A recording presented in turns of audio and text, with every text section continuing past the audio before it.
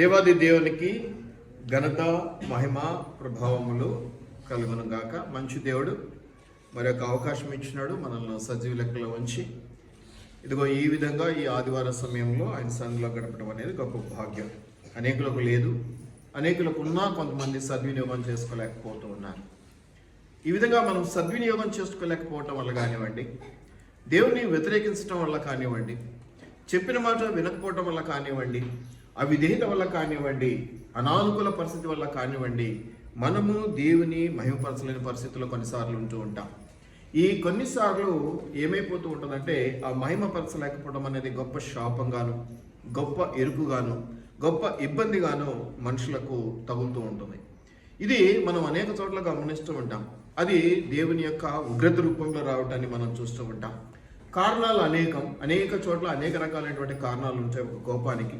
అయితే ఈ కోపము మామూలుగా అయితే మనుషులకైతే మనం ప్రతిదానికి నాకు నచ్చింది నువ్వు చేయలేదు, నాకు ఇష్టమైంది నువ్వు ఇవ్వట్లేదు కాబట్టి నీ మీద నాకు కోపం అనొచ్చు, మనకు అవకాశం ఉంటుంది. కానీ దేవుడు ఆ మాట అనడానికి పెద్దగా కష్టం. ఎందుకంటే ఆయన ఎప్పుడు కూడా దయగలిగినటువంటి వాడు, కృప కలిగినటువంటి వాడు, కరుణ కలిగినటువంటి వాడు కాబట్టి, ఎక్కువగా క్షమించే గుణం ఉన్నటువంటి వాడు కాబట్టి చాలా వరకు మనకు ఇవన్నీ కూడా తప్పించబడుతూ ఉంటాయి. అంటే చాలా వరకు మనం తప్పించుకుంటూ ఉంటాం ఈ ఉగ్రత నుంచి, ఈ కోపాలు. అందుకనే మనుషులు మార్చబడడానికి చాలా ఇబ్బంది పడుతూ ఉంటారు. మానవులు అంటే ఆలస్యంగా ఎందుకు వస్తారు చర్చికి అంటే రాకుండా మానేస్తాం, కానీ ఆలస్యంగా రావడం అయితే నేర్చుకున్నాం, మాకు అదే అలవాటు అంటారు అనమాట.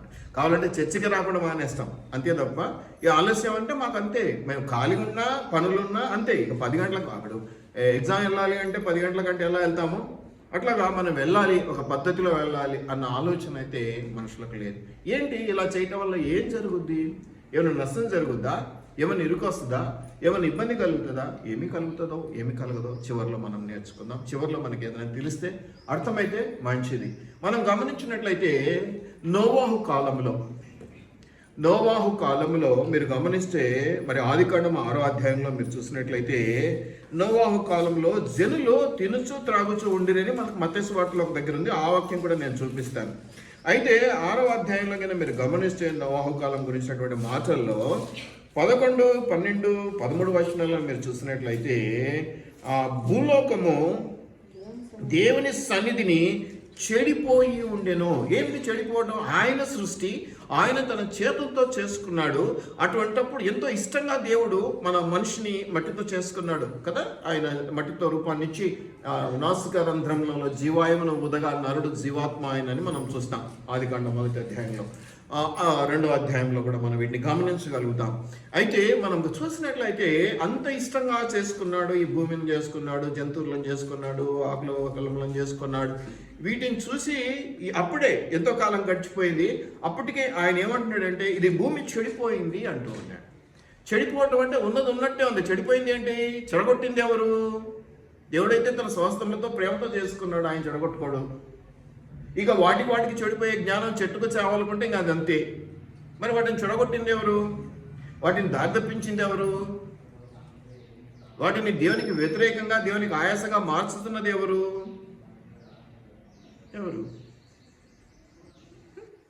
ఏమంటాడు అక్కడ మీరు గమనిస్తే, భూలోకము దేవుని సన్నిధిని చెడిపోయిండెను. దేవుని సన్నిధిలో అక్కడ చూస్తే అది చెడిపోయినట్టుగా దేవుడు చూస్తూ ఉన్నాడు. ఎవరు చెడగొట్టారు?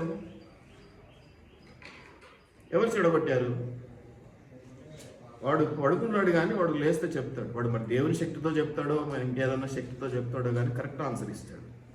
వాడు పడుకున్నాడు. పోయినసారి కూడా మీరు ఆన్సర్ చెప్పలేకపోతే వాడిని అడుగుదాం అనుకున్నాను, కానీ అది దేవుని ఆత్మలో ఇంకే ఆత్మలో అది లేక ఆగిపోయారు. వాడు ఎంత పెద్ద ఆన్సర్ అయినా చెప్తాడు. వాడిని చూసి మనం కొన్నిసార్లు సిగ్గుపడాలి. వాళ్ళలో ఉన్న ఆత్మ ఏదో తెలుసుకుంటే కొంచెం భయం అవుతుంది. నరులు మనుషులు కదా. చెట్టుకు చామకు జంతువులకు తెలుసా చెడిపోవడం అనేది, మనిషి అనేది? ఎవరు చెడగొడుతున్నారు? వాటిని ఎవరు దారి మళ్ళిస్తున్నారు? భూలోకం చెడిపోవడానికి కారణం ఏంటి? దేవుడు వేటిని తీసేసాడు. తర్వాత నోహు జలప్రలయం గురించి చిన్నప్పటి నుంచి మనం సండే స్కూల్లో కూడా చదువుకున్నాం కదా. మరి జలప్రలయం ద్వారా మొదట నష్టపోయింది ఎవరు?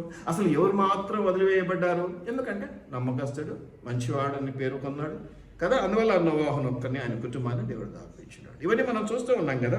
భూలోకము చెడిపోయేలో, భూలోకము బలత్కారంతో నిండి ఉండేను. బలత్కారం అంటే చెడు అనుకుందాం. ఫర్ ఎగ్జాంపుల్ చెడుతో నింపబడి ఉన్నది భూలోకము, అది చెడిపోయి ఉన్నది. అందుకని ఏం చేశాడంటే దేవుడు భూలోకమును చూచినప్పుడు అది చెడిపోయి ఉండెను. భూమి మీద సమస్త శరీరులు తమ మార్గము చెరిపి వేసుకొని ఉండేది. దేవుడు ఒక మార్గం చెప్పాడు, ఇదిగో నాయన ఈ రూట్లో నువ్వు వెళ్ళాలి అన్నాడు. అందుకే నేను ఏర్పాటు చేసుకున్నాను, మనిషివి నిన్ను ఇష్టంగా నేను ఏర్పాటు చేసుకున్నాను అని తను ఏదైతే చెప్పదలుచుకున్నాడో ముందే చెప్పేశాడు. నాకు ఇష్టమైన మార్గంలో నా చిత్తం చొప్పున నువ్వు నడవాలి, అప్పుడే నేను నీకు ఏదైనా దీవెన ఇవ్వగలుగుతాను, నేను చూసుకుంటాను, నిన్ను చూసి నేను సంతోషిస్తాను నా మాట వినడం వల్ల అనేది చెప్పాడు. అయితే మనం అక్కడికి తప్పిపోయాము. అందువల్ల ఏమైపోయింది, మార్గం తప్పటం, దేవుని విధి విధానాలను మార్చడం, దేవుని చిత్తాన్ని పక్కకు తొలగించుకోవటం వల్ల ఏం జరిగిందట, మార్గంలో చెరిపి వేసి ఉన్నారు. అందువల్ల భూమి చెడిపోయి ఉంది. అయితే దేవుడు ఏం చేశాడంటే, ఇక ఆయనకు ఆయాసం ఎక్కువైంది, బాధ ఎక్కువైంది కాబట్టి ఆయన ఒక మాట అంటాడు. నోవాహుతో 12వ వచనంలో ఏమంటాడంటే, సమస్త శరీరుల మూలముగా భూమి బలత్కారములతో నిండి ఉన్నది కనుక నా సన్నిధిని వారి అంతము వచ్చి ఉన్నది. ఎంతో ప్రీతితో ఎంతో ప్రేమతో చేసుకున్నటువంటి మానవాళి విషయంలో దేవుడు ఒక నిర్ణయానికి వచ్చేసాడు. అది చాలా భయంకరమైనటువంటి నిర్ణయం, చాలా ఇబ్బంది కలిగినటువంటి నిర్ణయం. ఆయన ఏమంటున్నాడంటే, మీరు చక్కగా గమనించినట్లయితే, ఇదిగో వారిని భూమితో కూడా నాశనము చేయదు. చూడండి, మనుషుల నుంచి మనకి ఏదైనా కీడు, మనుషుల నుంచి మనకి ఏదైనా ఆపద వస్తే మనం దేవుని అడుగుతాం, దేవుడు ఏదో సాయం చేస్తాడు తప్ప దేవుని ద్వారానే అటు నిర్ణయము, దేవుని ద్వారానే అటు పరిస్థితి వచ్చినప్పుడు ఏం జరుగుతుంది? ఎవరైనా ఆపగలరా అండి? ఎవరైనా ఆపగలరా? ఇదంతా ఎందుకు మూల కారణం అంటే, మనుషుల వల్ల, నరుల వల్ల, వారి చెడుతనం వల్ల, వారి బలత్కారం చేత పట్టబడింది భూమి. కాబట్టి ఆయన దృష్టికి భూమి చెడిపోయి ఉన్నట్టుగా కనిపించింది. కాబట్టి ఆయన ఒక చక్కటి ఎంతే కదా, ఏదైనా వస్తువు పాడైతే ఏం చేస్తాం? ఈవెన్ టమాటోలు కుళ్ళిపోయినాయి అనుకోండి, ఏం చేస్తాం? పడేస్తాం. ఏదో కొద్దిగా కుళ్ళిపోతే దాంతో కట్ చేసి చేసుకుంటాం, బీదోళ్ళం కావచ్చు. మొత్తానికైతే కుళ్ళితో కూడా ఏం కదా, అది ఎంత కట్ చేసినా పడేస్తాం, ఎంత బీదోళ్ళైనా. పూర్తిగా చెడిపోతే పూర్తిగా పడేస్తాం. ఇప్పుడు పూర్తిగా చెడిపోయింది అంటున్నాడు దేవుడు. కాబట్టి భూమిని నేను ప్రక్షాళన చేయాలి, ఇంకా ఏదో పరిశుద్ధమైన భూమితో సహా నాశనం చేసేటువంటి ఉద్దేశంలో దేవుడు వచ్చాడు. కాబట్టి మానవాళి యొక్క చెడు నడత, మానవుల యొక్క బలత్కారపు ఆలోచన విధానము భూమిని చెరుపుతుంది, భూమిని చెడ్డ చేస్తుంది. భూమిని చెడ్డ చేయటం వల్ల దేవుని దృష్టిలో భూమి అంతా కూడా చెడిపోయినట్టుగా కనిపించడం వల్ల అప్పుడు ఆయన నిర్ణయం ఏంటంటే జల ప్రవాహం కదా, ఏమంటాడు దాన్ని? జల ప్రళయము. ప్రళయం అంటే తెలుసు కదా, అది ఎవరు ఆపగలిగేది కాదు. అది అంత ప్రళయంలాగా వచ్చి పడింది మీద అంటే ఎవరు తప్పించుకోలేరు. ఆ తప్పించుకోలేరు అన్నది మనకు తెలుసు. నోవాహు కథ అంతా మీకు చిన్నప్పటి నుంచి తెలుసు కాబట్టి నేను ఎక్కువ సమయం దాని గురించి వేస్ట్ చేయను. కానీ మరి ఏం జరిగిందో మీ అందరికీ తెలుసు. నోవాహు పడవ చేసుకోమన్నాడు, ఆ కుటుంబం ఒక్కటి రక్షించబడింది కదా, ఆయన కుమారులు కోడళ్ళు కదా, వాళ్ళు ఎవరో 8 మంది రక్షించబడ్డారు. అయితే మీరు గమనించినట్లయితే దీనికి మూల కారణము నరుల చెడు నడత. నోవాహు కాలంలో సైతం భూమి చెడిపోయింది, బలత్కారం చేత పట్టుబడదని దేవుడు చూసి, ఇక నా వల్ల కాదు, ఎంతో ఇష్టంగా చేసుకున్నాను, నా మాట వినటం లేదు, వారి మార్గమును చెరిపి వేసుకున్నారు, నేను ఏదైతే చెప్తున్నానో వారు వినటం లేదు, మాట వినని ప్రజలు మరణమవుతారని మనకు తెలుసు. తర్వాత నిర్గమకాండంలోను తర్వాత లేవియ కాండంలోను ఈ మాటలు మనం చూస్తాం. కానీ అప్పుడు రియాక్షన్ చాలా ఇమ్మీడియట్గా ఉంది. మీరు గమనిస్తే భూమిని ఏం చేశాడో మనకు ఆ కథ తెలుసు. మనకు ఓడ చేసుకున్నారు, ఓడలోకి వెళ్ళిపోయారు, తర్వాత కొన్ని రోజులు నెలలు వర్షం కురిసింది, మొత్తం అన్నీ పక్షులు అన్నీ పోయింది, ఏమీ లేకుండా మొత్తం తుడిచిపెట్టేశాడు. దాన్ని మళ్ళీ కడిగి శుభ్రపరిచినట్టు అయిపోయింది భూమి కదా. నోవాహు తరం నుంచి మళ్ళీ కొత్త జనరేషన్ స్టార్ట్ అయిపోయినట్టుగా అయిపోయింది. మూల కారణం ఏమిటి అంటే భూమి చెడియుడుట దేవుడు చూసినాడు. భూమి చెడిపోయిందా? నేనేమంటానంటే భూమి చెడిపోలేదు, భూమిని చెడగొట్టాడు నరుడు. ఎలా చెడిపోయిందంటే తన మాట వినకపోవటం, దేవుని మాట వినకపోవటం, ఆ మార్గమును చెరిపి వేసుకొని ఉండిరి అనేటువంటి మాట మీరు ఇక్కడ చూస్తా ఉన్నారు. 12వ వచనంలో చివరి చూస్తే ఏమనుంది? నరులు సమస్త శరీరులు తమ మార్గమును చెరిపి వేసుకొని ఉండిరి. ఇది చూసి దేవుడు సంతాపపడినాడు, బాధపడినాడు. దాన్ని బట్టి నిర్ణయం కఠినంగా తీసుకున్నాడు. ఆ కఠినమైన నిర్ణయం వల్ల ఏం జరిగింది? ఆవలింత నిద్ర. పైన ఆదివారం ఇలా మాట్లాడానని ఎవరు రాలేదు ఈరోజు. ఆవలించిన వాళ్ళందరికీ తగిలింది పైన ఆదివారం మాటలు. సో ఇవాళ ఒక్కళ్ళు కనపడటం లేదు, చూసినారా? ఎందుకంటే వాళ్ళంతా ఆవలిస్తా కూర్చున్నారు, దెబ్బ పడ్డది వాక్యంలో. ఈరోజు రాలేదు. సరే, కాబట్టి మనం గమనించినట్లయితే మన నడక, మన నడవడిక ప్రకృతిని చెరిపేస్తుంది, భూమిని చెరిపేస్తుంది, దేవుని ఆశను చెరిపేస్తుంది. నిన్ను ప్రేమించిన వారి ఆశను చెరిపివేస్తే 1 రోజు 2 రోజులు చూస్తారు, 3వ రోజు ఏమంటారు, చల్ నువ్వు కాకపోతే ఇంకొకరు అంటారు. మనుషులైతే అట్లా దేవుడు ఏం చేశాడు, తన స్వస్థలతో చేసుకున్నాడు కాబట్టి ఫుల్గా తోమేసి ఏమైపోయింది, మొత్తము నాశనం. ఈ కథ అంతా మీకు తెలుసు కదా. ఏమైనా మిగిలారా? ఎవరు మిగిలారు? నోవాహు కుటుంబం మాత్రము మిగిలినట్టుగా మనము చూస్తున్నాం. మంచి జల ప్రళయాన్ని అక్కడ దేవుడు సృష్టించడాన్ని మనం చూస్తున్నాం. కథంగా మీరు చదువుకోండి, 6వ అధ్యాయం 7వ అధ్యాయం. ఇంకా తర్వాత మీరు చూడండి, ఈ తరము వారిలో నీవే నా ఎదుట నీతిమంతుడు ఏంటంటే సూచితునని నోవాహుతో చెప్తున్నాడు. నీవును నీ ఇంటి వారిని ఓడలో ప్రవేశించండి అని చెప్పాడు. ఆ ఓడ వల్ల అది రక్షణ ఓడ, ఆ రక్షణ ఓడలో ప్రవేశించడం వల్ల ఆ కుటుంబం రక్షించబడ్డది. ఈ కథంతా మీకు తెలుసు. తర్వాత జలప్రవాహం గతించిన తర్వాత అని చెప్తూ 9వ అధ్యాయం చివరిలో అన్ని చెప్పి నోవాహు బ్రతికిన దినాల గురించి చెప్తూ ఉన్నాడు. అది ఆయనకు వచ్చినటువంటి ఆశీర్వాదం. సో మొట్టమొదటిగా మనము అంతకుముందు ఏం జరిగిందో మనకు తెలియదు. ప్రీ అడమిక్ థియరీ అంటారు. అంటే ఆది కాండంలో మీరు గమనించినట్లయితే మొదటి మాట ఏమైతే ఉన్నదో, ఆది యందు దేవుడు భూమి ఆకాశములను సృజించెను అనే మాట మీరు చూస్తున్నారు. 2వ వచనము భూమి నిరాకారంగాను శూన్యముగాను ఉండేననే మాట మీరు ఇక్కడ చూస్తున్నారు. ఈ 2 మాటలకు మధ్య లక్షల ఏళ్లు గడిచినాయి. అందుకే మొదటి దానికి 2వ దానికి మధ్య ఈ గ్యాప్ పీరియడ్ని ప్రీ ఆడమిక్ థియరీ అంటారు. ఆదాముకు ముందు జరిగినటువంటి థియరీ అంటారు. అది చాలా ప్రత్యేకమైనటువంటిది. తర్వాత తెలుసుకుందాం, మనకి ఇప్పుడు అంత డెప్త్ అవసరం లేదు. ఉన్నది చెప్తే దాని గురించి తెలుసుకునే ప్రయత్నంలో ముందుకు వెళ్తే చాలు మనం. కాబట్టి నరుల చెడునలతో వల్ల దేవుడికి ఆయాసం కలిగింది. ఆయాసం కలగటం వల్ల దేవుడు ఏం చేశాడంటే మొత్తం జలప్రలయంతో భూమిని ప్రక్షాళన చేసేసినాడు, తుడిచివేసినాడు. ఒకరు కూడా మిగలలేదు. ఏ కుటుంబం అయితే ఆయనకి ఇష్టమైన కుటుంబం, ఏ కుటుంబం అయితే ఆయన మాట చొప్పున నడిచే కుటుంబం అంటే నోవాహు కుటుంబము, ఆ ఒక్క కుటుంబం మాత్రం అంటే నోవాహు ఒక్కడే ఆయన దృష్టిలో మంచివాడు. కానీ ఆయనను బట్టి ఇంకా ఆయన కుటుంబాన్ని కూడా దేవుడు కాపాడుకోవటాన్ని మనం చూసి, మనం ఒకళ్ళ మంచిగా ఉంటే, ఇప్పుడు నాతో ఎవరైనా ఒకళ్ళు మంచిగా ఉంటే వాళ్ళ కుటుంబస్తులు కూడా ఏదైనా అవసరం అయితే వీళ్ళని బట్టి వాళ్ళకు కూడా సర్లే నువ్వు అడుగుతున్నావు కదా చేద్దాంలే అంట. అట్లా మనుషులకి ఏమైనా స్వభావమే అంతే. కాకపోతే మనకంటే కొంచెం ఎక్కువ ప్రేమ, ఎక్కువ ఇవి ఉంటాయి ఆయన దగ్గర, దేవుని దగ్గర. కాబట్టి మొట్టమొదటి జలప్రలయాన్ని మనం చూసినట్లయితే ఈ విధంగా భూమి చెడిపోయి ఉండేను అనేటువంటి మాటను మనం చూస్తా ఉన్నాం. ఈ భూమి చెడిపోవడానికి కారణం ఏంటంటే నరులు, సర్వశరీరులు మార్గము తప్పి నడిచినటువంటి చెరిపి వేసుకున్నారు. వాళ్ళు నడవలసిన మార్గంలో లేరు. అది దేవునికి దుఃఖమైంది, కోపం తెప్పించింది. అన్న దుఃఖమైంది, వేదన అయింది అనే దానికంటే కోపం వచ్చింది కాబట్టి నాశనం చేసేటువంటి ఒక నిర్ణయాన్ని తీసుకున్నాడు. కానీ మనం ఇక్కడ గమనిస్తే ఇది మొదటిది, ఇది మనకు బాగానే ఉంది. ఇట్లాంటివి బైబిల్లో అనేకం మనం చూస్తూ ఉన్నాం. అనేకమైన పరిస్థితులలో దేవుడు ఉగ్రత చూపించడాన్ని మనం చూస్తూ ఉన్నాం. దేవుని కోపానికి అక్కడ ఏమీ మిగలలేదు. ఇక చివరి వరకు మనం గట్టిగా చెప్పాలంటే ఏమీ మిగలలేదు, మొత్తం తుడిచివేయబడ్డది అనేది మనం గమనిస్తూ ఉన్నాం. మీరు గమనించినట్లయితే మత్తయి సువార్త 24:38 ఇంకా స్టేట్మెంట్ చాలా బాగుంటుంది. మీరు చూడండి, నోవాహు కాలంలో జనులు తినుచు త్రాగుచూ ఉండిరి అంటాడు. అంటే ఎంతసేపు తమ పుట్ట కోసం, తమ పనుల కోసమే తప్ప దేవుణ్ణి మహిమపరచడానికి వారికి సమయం లేదన్నమాట. దేవుని మహిమపరచడానికి వారికి మనస్సు లేదు. దేవుని ఉగ్రతకు కారణమైనటువంటి జనములుగా వారు ఉన్నారు. ఆ పరిస్థితిని బట్టి వారు ఇటు శాపగ్రస్తమైనటువంటి పరిస్థితులు గుండా వెళ్తూ ఉన్నారు. ఏదో ఒక కుటుంబం ఒక శాపం అంటే పక్కకు పడేయచ్చు, కానీ ఇక్కడ భూమి మొత్తం అనేసరికి బాధ, వేదన, దుఃఖం కలుగుతుంది. ఒకరికంటే అది కూడా భరించలేము మనం, ఎవరో పాపం అనుకుంటాం కదా, ఎవరికైనా ఏదైనా జరిగితే.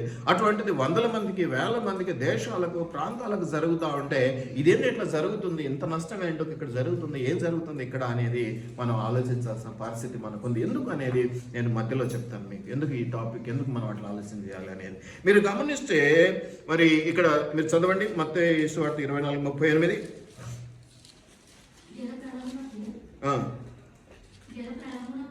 జల ప్రళయమునకు ముందు దినము వరకు జనాలు ఏం చేస్తున్నారు, పొట్ట తిప్పలే. ఎంతసేపు ఏం తినాలి, ఏం వండుకోవాలి, ఏం చేయాలి. అరే ఆదివారమే సంఘానికి వెళ్దామే, ఆదివారమే చర్చికి వెళ్దాం అనేది ధ్యాస లేదు, టయానికి వెళ్దామన్న ధ్యాస అంతకంటే లేదు. దేవుణ్ణి మహిమపరచడం అనేటువంటి విషయంలో లోపంలో మిగిలిపోవటం వల్ల తినుచూ త్రాగుచూ ఉండిరి కనుక దేవుని ఉగ్రత వారి మీదకి రావటం, వాళ్ళందరూ కూడా వెళ్ళిపోవటం జరిగింది. ఇంకా నాశనమయ్యారనే మాట 10 నేను వాడలేను కాబట్టి చెప్తా ఉన్నాను. అయిపోయింది, జరిగిపోయింది, 0 లెవెల్కి వచ్చేసింది బ్యాలెన్స్. అట్లాగే మీరు గమనిస్తే ఇది మొదటిది కాదండి, చాలా ఉన్నాయి. మరి మీరు గమనించినట్లయితే ఆది కాండము 13వ అధ్యాయంలో మీరు గమనిస్తే ఇదే ఆదికాండంలో ఇక్కడ నేను మీకు సొదొమ గొమొర్రాలను మీరు జ్ఞాపకం చేస్తా ఉన్నాను. ఆదికాండంలో మీరు గమనించినట్లయితే 13వ అధ్యాయంలో మీరు గమనిస్తే ఇక్కడ అబ్రాహామును పిలిచినాడు దేవుడు. అబ్రాహామును పిలిస్తే అబ్రాహాము షారాను లోతును ఎంటబెట్టుకున్నాడు. లోతు వచ్చేసి వాళ్ళ అన్న కొడుకు. వాళ్ళ ఆస్తి చాలా పెరిగిపోయింది. ఆస్తి పెరిగిపోవడంతో లోతుకు అబ్రాహాముకు ఏం కాలేదు, కానీ వాళ్ళ పని వాళ్ళకి వీళ్ళ పని వాళ్ళకి మధ్య గొడవ వచ్చింది. అప్పుడు అబ్రాహాం అంటాడు, మనం అన్నదమ్ములము మన వాళ్ళు ఇలా కొట్లాడుకోవడం ఏం బాగుంది, మరి మనం విడిపోదాం అనడం. వాళ్ళు ఒకరి వైపు ఒకరి వైపు వెళ్ళిపోతారు. అప్పుడు సొదొమ గొమొర్రాల వైపు లోతు వెళ్తున్నాడు. అబ్రాహాం ఏమో కానాన్ వైపు వెళ్తున్నాడు, సొదొమ గొమొర్రాల వైపు. అప్పుడు ఆ ప్రాంతాల గురించి ఒక మాట ఉన్నది. మీరు గమనిస్తే 13వ అధ్యాయంలో మీరు గమనిస్తే ఆదికాండంలో చక్కటి మాటలు ఉన్నాయి ఆ ప్రాంతం గురించి. 13వ అధ్యాయం 10వ వచనం నుంచి నేను చదువుతాను, మీరు చూడండి. లోతు తన కన్నులెత్తి యోర్దాను ప్రాంతమంతటిని చూచెను. యెహోవా సొదొమ గొమొర్రాను పట్టణములను నాశనము చేయక మునుపు సోయరుకు వచ్చే వరకు నీళ్లు పారు దేశమై ఉండెను. సొదొమ గొమొర్రాలు చక్కటి పంచపొలాలతో ఉన్నటువంటి ప్రాంతాలు. ఎప్పుడు చాలా చక్కగా ఆకుపచ్చగా ఉందన్నమాట పైరు. ఎప్పుడు నీళ్ళు ఉన్నది అక్కడ కదా, నీరు అవసరం కదా ప్రజలకు. ఎక్కడున్న నీళ్ళున్న దగ్గర చాలా ఎక్కువ నివాసాలు ఏర్పాటు చేసుకుంటారు. నాగరికతలన్నీ నీళ్ళున్న పీఠభూమిలో, మైదానాల్లో, సింధు నాగరికత, మెసొపొటేమియా నాగరికత, ఇవన్నీ కూడా అలాగ ఉంటాయి.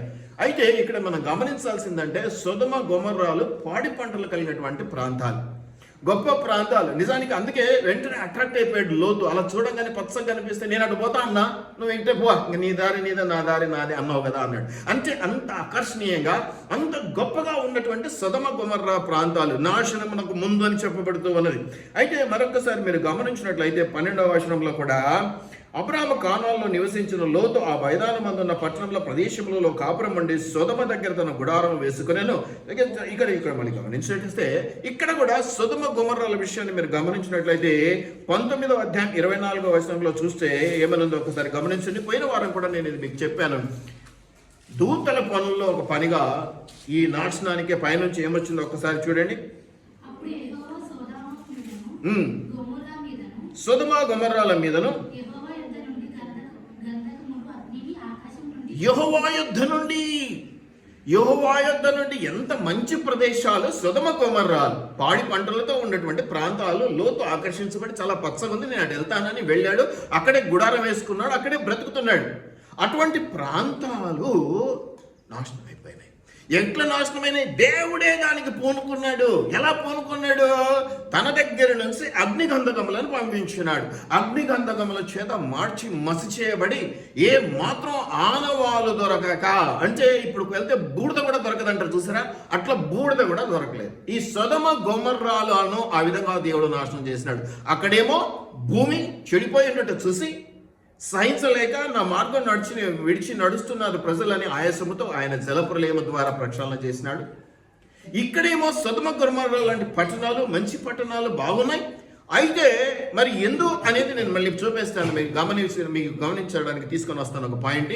ఇక్కడ ఏం జరిగిందంటే ఆకాశము నుండి, అంటే దేవుని యొద్ద నుంచి అగ్ని గంధకములో వర్షం కురిసింది. మొత్తం మాడి మసే బూడిద కూడా లేకుండా అయిపోయిన పరిస్థితి. ఒక్కడు కూడా మిగల. ఆ పట్టణాలు నాశనమై ఎందుకు అనే పాయింట్కి వస్తే మళ్ళీ ఇక్కడ 13వ అధ్యాయంలో 13వ వచనం చదవండి. 13వ వచనము, 13వ అధ్యాయం 13వ వచనము ఆదికాండంలో, సొదొమ మనుష్యులు దుష్టులను యెహోవా దృష్టికి బహు పాపులనై ఉండిరే. దీనికి ఎగ్జాంపుల్గా మనకు చాలా కథ నడుస్తుంది. 18వ అధ్యాయం అంతా కూడా దేవదూతలు వస్తారు, లోతు వాళ్ళను మా ఇంటికి రండి అని పిలుస్తాడు.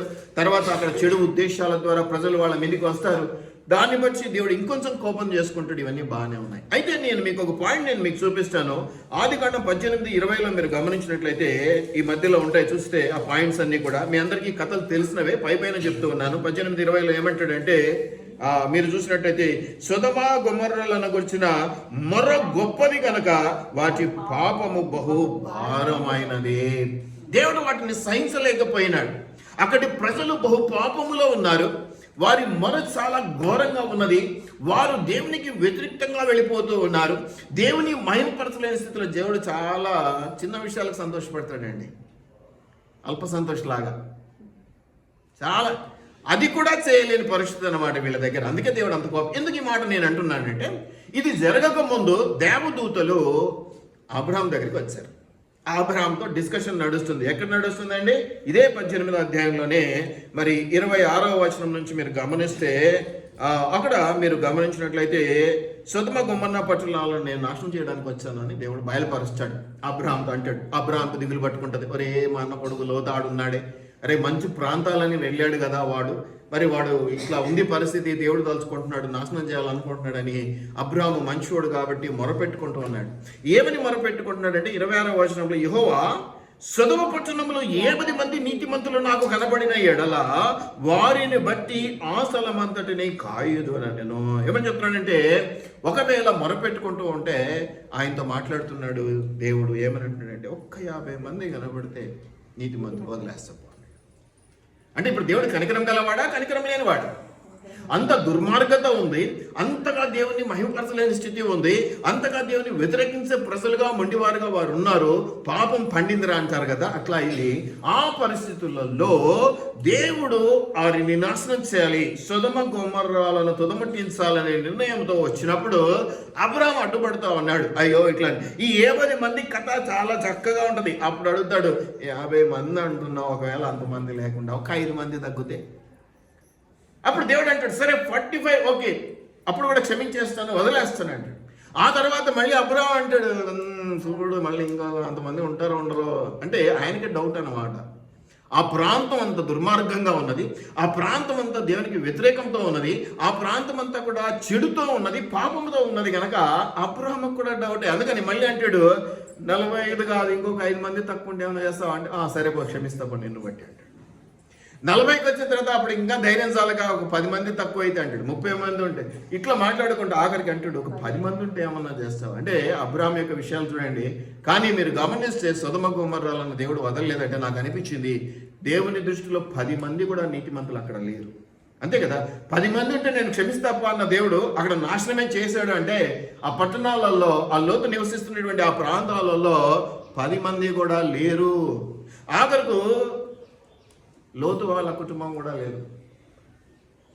అందుకనే లోతు అబ్రహామును బట్టి దీవించబడుతూ పట్టుకొని తీసుకొని వస్తా ఉన్నాడు. ఆఖరికి భార్య కూడా ఏం చేసింది, అబ్బా నా ఆస్తి, అబ్బా నా నగలు, అబ్బా నా పొలం అని ఎనికి తిరిగి చూసింది. ఎనికి తిరిగి చూసి ఏమైంది, ఇప్పటికీ ఉప్పు స్తంభం ఉన్నది, ఇప్పటికీ ఉన్నది. మనం వెళ్తే ఈజిప్ట్ ఆ ప్రాంతాలకి టూర్కి వెళ్తే, ఇజ్రాయెల్ టూర్కి మనకి ఉప్పు స్తంభాలు చూపిస్తాడు ఆయన. ఎవరు మిగల్లా. ఈ లోతు కుటుంబం కూడా అబ్రహామును బట్టి, ఆయన ప్రేమను బట్టి రక్షించబడ్డది. ఏదో పోనీ రెండరని ఆయన, ఎందుకంటే మంచివాడే, పాపం ఈ వంశం నుంచి ఈ కుటుంబాల నుంచి వచ్చినాడు అని. మీరు గమనించినట్లయితే మొదట భూమి చెడిపోయి ఉన్నది నరుల వల్ల. దేవుడు ఉగ్రత చూపించినాడు, జలప్రలయం రప్పించాడు, మొత్తం కడిగేసేసాడు, తోమాడు, కడగడం కూడా కాదు. ఇక్కడ మీరు సొదొమ గొమొర్రా పట్టణాలను చూసినట్లయితే నరుల చెడు నడత వల్ల దేవునికి దుఃఖమైంది, ఆయాసమైంది. తన ఉగ్రతను బట్టి ఆయన ఏం చేశాడంటే అగ్ని వర్షంలో, అగ్ని గంధకాలు, అగ్ని గంధకం అంటే తెలుసు కదా, అసలు ఆపలేము, బాయిల్ అయిపోతుంది. ఇది మంట చాలా, ఇది గంధకం తెలుసు కదా మీకు. గంధకం అంటే సల్ఫరా, ఫాస్ఫరస్? గంధకం సల్ఫరా, ఫాస్ఫరస్? కరెక్ట్గా చెప్పండి సార్. మీరు ఏమన్నా అడిగితే ఇంకా నెక్స్ట్ అంటే రారు మీరు. వాడేమో అడుగుదామంటే పండుకున్నాడు. సల్ఫరా, ఫాస్ఫరస్? ఇంటర్మీడియట్ 10th క్లాస్ రాస్తున్నారు కదబ్బా, పాస్ అవుతారా? సరే, ఏదేమైనా కానీ అగ్ని, మళ్ళీ దానితో గంధకం అంటేనే చాలా డేంజర్. అటువంటిది అగ్నితో కలిసిందంటే అది ఆపటే అవతరం కాదు, మొత్తం స్మాష్. సో నేను ఇక్కడ మీకు తెలియజెప్తున్నది ఏంటంటే, నరుల చెడు నడత వలన దేవుడు ఉగ్రతను బట్టి ఆ పట్టణాలు నాశనము కాబడ్డాయి. మొత్తానికి అటు దిప్పి ఎవరి వల్ల? అక్కడ జలప్రలయానికి కారణం భూమి చెడిపోయింది. భూమి చెడిపోవటం దేనికి? ఎవరి వల్ల? నరులు, అంటే నూనెని. ఎవరు? నూనెని. ఇక్కడేమో సొదొమ గొమొర్రాలు అట్లాగా దుష్ట ప్రవర్తన, అందువల్ల దేవుడు ఇచ్చేయడాన్ని మనం చూస్తున్నాం. అబ్రహాం అడ్డుపడ్డాడు, ఎంతో రిక్వెస్ట్ చేసుకున్నాడు. ఆఖరికి ఎంత రిక్వెస్ట్ చేసుకున్నా ఆ చివరి పదం నాకు బాగా ఆశ్చర్యకేసింది. అంటే దేవుని దృష్టిలో 10 మంది కూడా అక్కడ నీతిమంతులు లేరు, మంచివారు లేరు. అందుకని మొత్తం స్మాష్ అవుట్ చేసి పడేసినాడు. అగ్నిగంధకములు అక్కడ నుంచి కురవబడ్డాయి, అంటే కురిపించేశాడు, అలా వదిలేశాడు, వర్షంలా కురిసింది అన్నమాట. అగ్ని గంధకం. ఇక మంట నార్పటం ఎవరితరం కాలేదు, అలాగా బూడిదైపోయింది, మొత్తం క్లీన్ చేయబడ్డది. కాబట్టి మనం గమనిస్తే ఇలా అనేక విషయాలను మనం చూస్తా ఉన్నాం. అనేక రీతిలుగా దేవుడు ప్రక్షాళన చేయటాన్ని, అలాగా కడిగివేయటాన్ని, అలాగా తుడిచివేయటాన్ని మనం చూస్తూ ఉన్నాం. దేవుని ఉగ్రతకు అడ్డుపడటం అనేది ఎక్కడ వీలు కాదు. ఎంతో భక్తులు ఉన్నారు, ఎప్పుడో ఒక్కసారి 2 సార్లు, అది వాళ్ళ వల్ల జరిగినప్పుడు దావీదు లాంటి వాళ్ళు తమ తప్పు వల్ల ఉగ్రత బయటకు వచ్చినప్పుడు దావీదు అంటాడు, నన్ను శిక్షించు, నా వల్ల కదా ఇది జరిగింది అంటే, అప్పుడు దేవుడు కొంచెం సరేలే అని క్షమించి ఆయనకి ఏదో చిన్న పనిష్మెంట్ మళ్ళీ వదల్లా. దేవుడు అంత ఇష్టమైన వాడు అయినప్పటికీ కూడా వదల్లా. కానీ ఆయనని బట్టి అందరినీ, నన్ను బట్టి నిన్ను బట్టి శిక్షిస్తానంటే నేను ఒప్పుకోలేదు. ఏమన్నాను, ఎట్లా, నేను కదా తప్పు చేసింది, వాళ్ళని ఎందుకు పనిష్ చేస్తావు అన్న. అప్పుడు ఏమైపోయింది, నిన్ను వదిలిపెట్టాడు, మళ్ళీ నాకు ఇచ్చే టార్గెట్ ఇచ్చేసాడు, అది అయిపోయింది. ఇలాగ జరిగినటువంటి సందర్భాలు బైబిల్లో మనం చూస్తాం. ఇవి కూడా ఉన్నాయి. అయితే ఇలాగ పూర్తిగా తుడిచిపెట్టడం అనేది చూస్తే ఇలాంటివి చాలా బాధ అనిపిస్తుంది, చాలా వేదన, దుఃఖం అనిపిస్తుంది కదా. ఒకరి వల్ల ఒకరికి నష్టం జరిగిందంటే బాధ లేదు, ఒకరి వల్ల 10 మందికి నష్టం జరిగితే కొంచెం బాధ కదా. అందుకే కొన్నిసార్లు మనం కొన్ని సహించాలి, భరించాలి. కొంతమంది విషయాల్లో కొన్ని నష్టం పెద్దగా ఉంటుంది, మనం చాలా సింపుల్గా అనేస్తాం, కానీ నష్టం పెద్దదిగా ఉంటుంది. కాపురిని కొడితే గొర్రెలు చెదిరిపోవునట్టు, అందుకని కాపురిని జాగ్రత్తగా చేసుకోవాలి అంటే. కాబట్టి మనం అనేక విషయాల్లో ఇటువంటివి జరగడం చూస్తూ ఉన్నాం, నరుల చెడు నడత వల్ల. ఈ నరులంతా ఎవరు, దేవునికి ఇష్టంగా చేసుకున్నటువంటి వాళ్ళు. ఇక్కడికి వస్తే దేవుని బిడ్డలు, దేవుని ప్రజలు కదా. ఎవరి గురించో చెప్పట్లేదు, అందరం అప్పట్లో అది కదా. తర్వాత ఏం జరిగిందనే మళ్ళీ మనం నిదానంగా చూడవచ్చు. ఇటువంటి సందర్భాలు ఇంకా చాలా ఉన్నాయి, మొత్తం తుడి చేసినటువంటి సందర్భాలు. ఏమనిపిస్తుంది మీకు? సంతోషం అనిపిస్తుందా, బాధ అనిపిస్తుందా, భయం వేస్తుందా? భయం వేస్తుందా, బాధ అనిపిస్తుందా, సంతోషంగా ఉందా? మీరు గమనిస్తే నీనెవే పట్టణం గురించి కూడా నేను మాట్లాడతాను. నీనెవే అనగానే యోనా గుర్తుకొస్తాడు. యోనా పాస్టర్ గారిని పోయి నీనెవే చాలా చెడునడతలతో ఉంది. మీరు యోనా గ్రంథంలో 1వ అధ్యాయంలోనే మీరు గమనిస్తారు, 1వ వచనం నుంచి చూస్తే చాలా చెడ్డగా ఉంది అని చెప్పడాన్ని మీరు గమనిస్తూ ఉన్నారు. మీరు అది గమనించినట్లయితే ఏమంటాడంటే, నువ్వు పోయి సువార్తను ప్రకటించు అంటూ ఉన్నాడు. నువ్వు సువార్తను ప్రకటించమంటే పాపం ఈయన గారు ఆయాసపడ్డారు, ఏపో అన్నాడు. అవన్నీ కూడా అదైపోయింది. నీనెవే పట్టణస్థులు 2వ వచనము 1వ అధ్యాయము యోనా గ్రంథంలో, నీనెవే పట్టణస్థుల దోష్యము నా దృష్టికి ఘోరమైన గనుక నీవు లేచి నీనెవే మహాపట్టణమునకు పోయి దానికి దుర్గతి కలుగునని ప్రకటింపబో. యోనా మంచి మాట చెప్పాలి కాబట్టి, తన బిడ్డ కాబట్టి, అది నాకు ఇష్టం లేదు, చాలా కోపం వస్తుంది, కొంచెం సరి చేసుకోమని ముందు పోయి వార్నింగ్ ఇచ్చి రాపో అన్నాడు. మనం కూడా వార్నింగ్స్ ఇస్తాం, అంటే దర్శనాన్ని బట్టి ఇదిగో ఏదో జరుగుతుంది, కొంచెం జాగ్రత్త అని చెప్తూ ఉంటాం. వీటన్నిటికీ రుజువులు నేను కొన్ని చూపిస్తాను తర్వాత. అసలు ఎందుకు ఈ టాపిక్ అనేది కూడా మీకు మధ్యలో నుంచి మొదలుపెట్టి అసలు విషయం నీకు అర్థమైపోవాలి. సో ఇక్కడ మీరు చూస్తే నీనెవే పట్టణస్థుల దుర్మార్గం, ఇక్కడ చూస్తే మొత్తం భూమినంతా తుడిచేశాడు, కానీ తర్వాత రిపెంట్ అయినాడు దేవుడు కూడా. అయ్యో ఎందుకు ఇట్లా చేసినాను, ఇక ముందు చేయను అన్నాడు. మీరు గమనిస్తే ఆ చేయను అన్న దానికి గుర్తుగా ఒకటి తీసుకొచ్చి పెట్టాడు. ఏంటది? రెయిన్బో.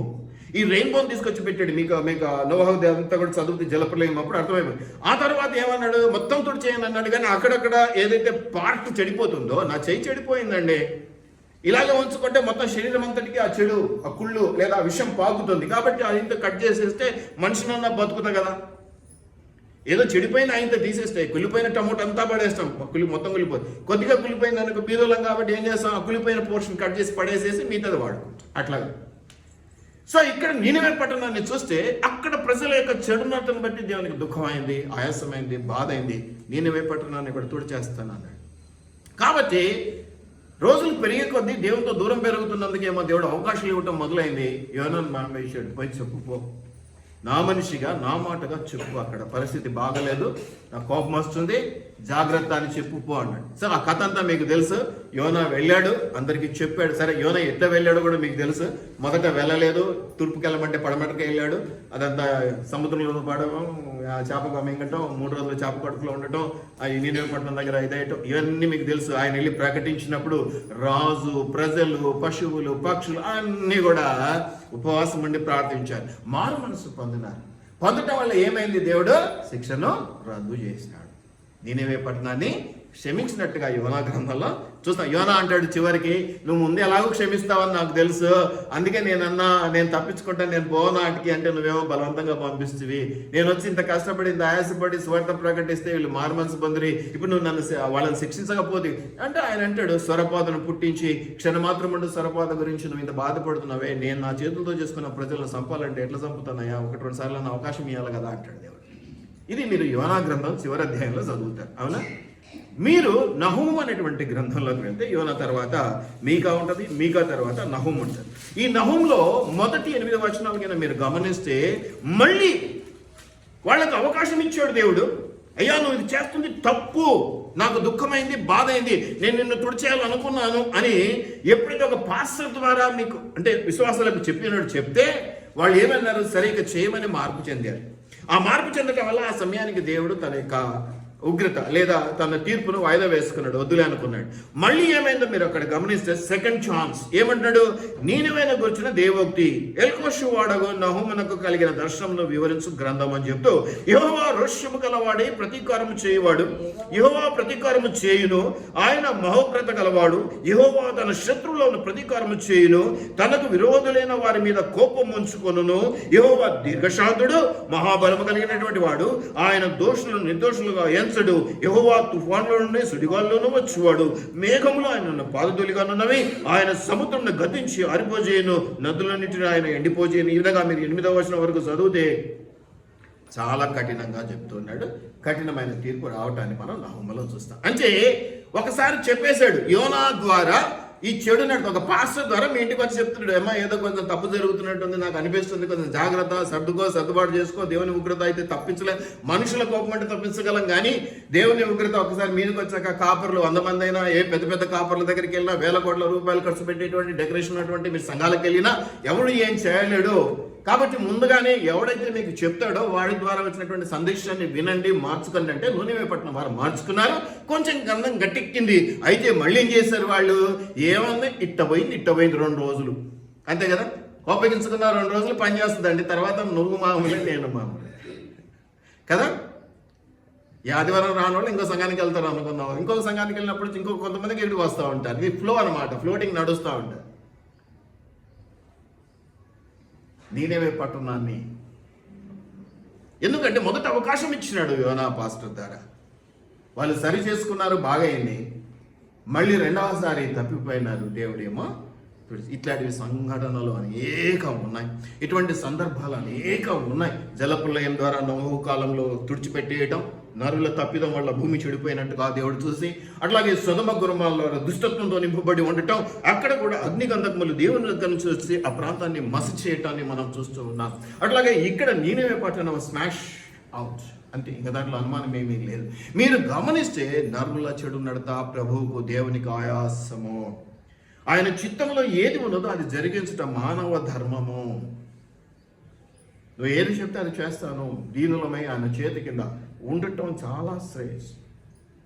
ఆయన నాకు ఆశ్రయదుర్గం. అదే అంటాడు ఇక్కడ, ఏమంటాడంటే 7వ వచనంలో నహూంలో, యెహోవా ఉత్తముడు, శ్రమ దినమందు ఆయన ఆశ్రయదుర్గము. నాకెందుకులే, నాకేంటి, నేను ఇలాగే ఉంటా అనుకున్నటువంటి వాడు ఈ రోజు కాకపోతే రేపో ఎల్లుండో తగలరాని దెబ్బ తగిలి పడిపోతాడు. ఆ తర్వాత ఏ కాపరి నిన్ను కాపాడలేదు. ఎందుకంటే కాపరులు మారుతారు, సంఘాలు మారుతాయి, తోటి విశ్వాసులు మారుతారే కానీ దేవుడు అదే దేవుడు ఉంటాడు కదా. ఆ సంఘానికి పోయినా ఏ సంఘానికి పోయినా సమస్య ఏదో దేవునికి తెలుసు కదా. కాబట్టి మళ్ళీ అది మార్పు చెందకుండా క్షమించబడతామనేది వెర్రితనము. మీరు ఇక్కడ నీనివే పట్టణాన్ని ఒక ఛాన్స్ ఉపయోగించుకొని 2వ దగ్గర ఫెయిల్ అవటం వల్ల, మార్పు చెందకపోవటం వల్ల, దేవుని మహిమపరచలేకపోవటం వల్ల, దేవుని మాట వినకపోవటం వల్ల, కాపరి మాట వినకపోవటం వల్ల నష్టపోయినటువంటి పట్టణంగా, తుడిచివేయబడ్డటువంటి పట్టణంగా మనం చూస్తూ ఉన్నాం. ఇటువంటి సందర్భాలు అనేకం చూస్తూ ఉన్నాం. న్యాయాధిపతుల గ్రంథంలో చూస్తే దాదాపు 12-13 మంది ఉన్నారు. ప్రతిసారి కూడా దేవుని వాళ్ళు వీళ్ళైతే మొత్తం ఇజ్రాయేలీలు, దేవుని బిడ్డలు, విశ్వసించినటువంటి వారు, వేరే వాళ్ళ గురించి చెప్పలేదు ఇక్కడ. వీళ్ళందరూ ఏం చేశారు, దేవుని నమ్మిన వాళ్ళే మధ్యలో దేవుని వదిలిపెట్టడం, ఇష్టారాజ్యంగా పోవటం, తినుచు త్రాగుచూ సంతోషించుచూ ఉండటం, అప్పుడు దేవుడు వారిని ఇతరులకు అప్పగించటం, వాళ్ళు వేదనతో దుఃఖంతో ఎక్కడ 1 సంవత్సరం 2 సంవత్సరాలు కాదు, 40 సంవత్సరాలు 50 సంవత్సరాలు వేరే వాళ్ళకి అప్పగిస్తే వేరే వాళ్ళ దగ్గర బానిస బతుకులు బతుకుతా. అయ్యా ప్రభా తప్పైపోయింది, నిన్ను ఆ రోజు అట్ట అనడం కల్లా మాకు ఇట్టడి బ్రతుకు పెట్టినావా దేవా సాయం చేయని దుఃఖంతో ప్రార్థించడం వల్ల లేపాడు అక్కడ వాళ్ళలో నుంచే. గిద్యోను లేచాడు, దెబోరా లేచింది, ఇంకా కొంతమందిని మనం చూస్తా ఉన్నాం. సంసోను వచ్చాడు. వీళ్ళంతా ఎవరు? న్యాయాధిపతుల్లో మనం చూస్తాం. దేవుడు వారిని లేపి ఇదిగో వీళ్ళు మార్పు చెందారు, వీళ్ళు మారు మనసు పొందారు, అప్పట్లాగా పాపంలో ఉంటానని అనటం లేదు, వీళ్ళను నా పక్షాన్ని యుద్ధం చేసి కాపుతాయని వాళ్ళ ద్వారా దేవుడు వాళ్ళకి విడుదల ఇచ్చినారు.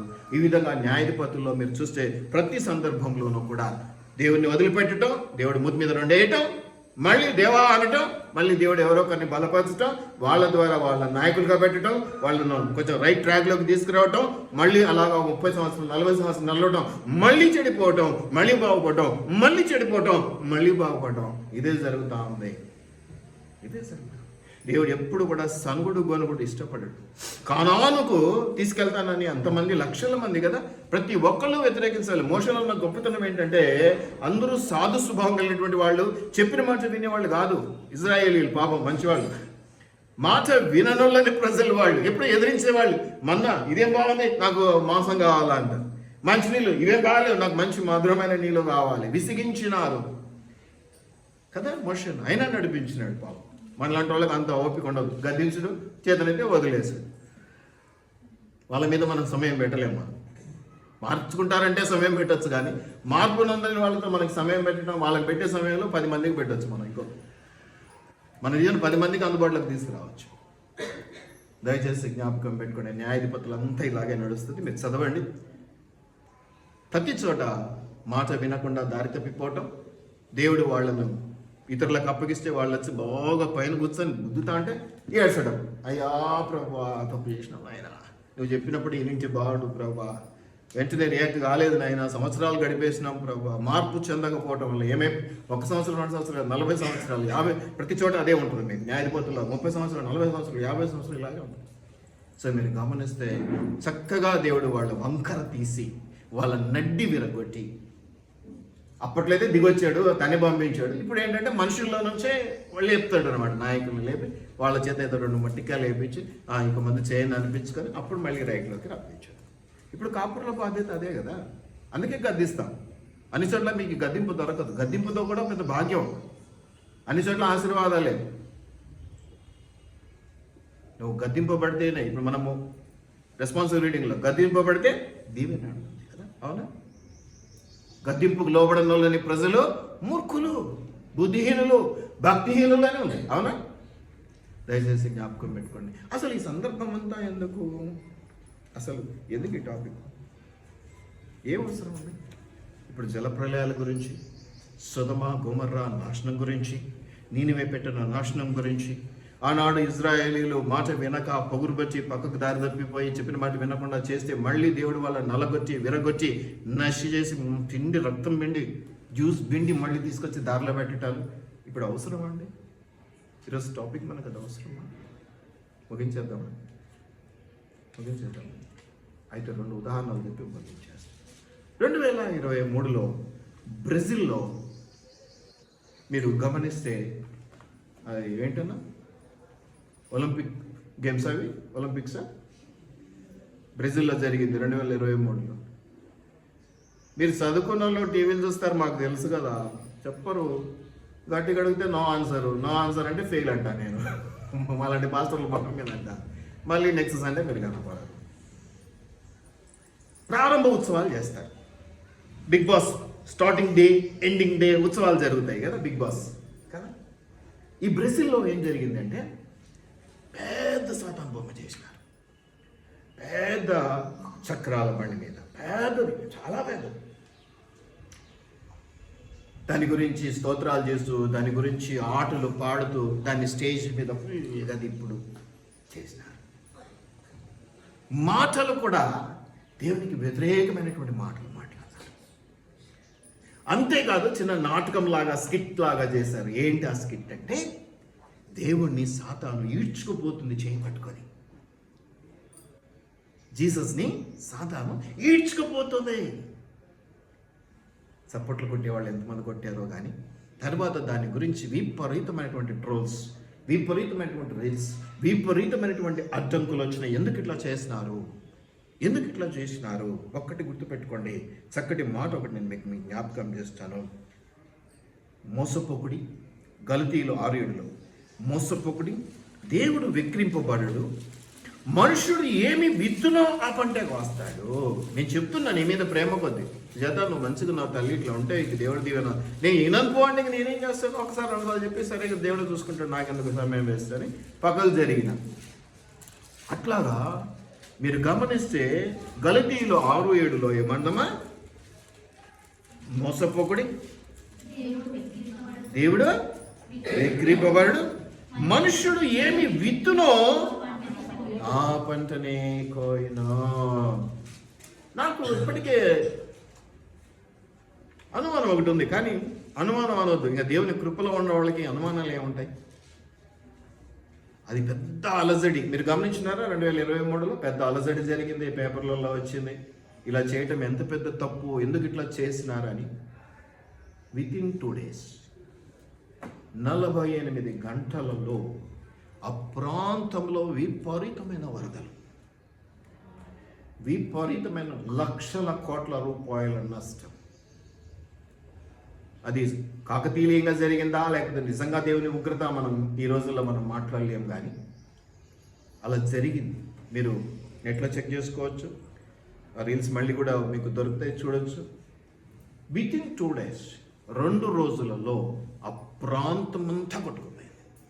ఆ ప్రాంతమంతా కొట్టుకుపోయింది. బ్రెజిల్ ప్రాంతమంతా కూడా వరదలు వరదలు వరదలు, ఆగలేదు అసలు. ఎక్కడ కూడా ఏది కూడా ఆపివేయబడలేదు. మొత్తం సర్వనాశనం అయిన తర్వాత ప్రకృతి దానంతకు అదే నిమ్మలిచ్చింది. ఆపటానికి ఎంతోమంది ఎన్నో రకాల ప్రయత్నాలు చేసినారు, కానీ ఆపలేదు. ఎవరు ఆపడం వల్ల తరం కాలేదు. చాలామంది రీల్స్ చేశారు, చాలామంది చెప్పారు యేసు ప్రభువును దేవుణ్ణి తూలనాడినందుకే, దేవుణ్ణి తక్కువ చేసినందుకే, దేవుణ్ణి మహిమపరచలేకపోయినందుకే ఇది జరిగిందని చెప్పడం కూడా చూస్తాను. నిజంగా అలా ఉందా అండి? అలా ఉందా? మీరు గమనించినట్లయితే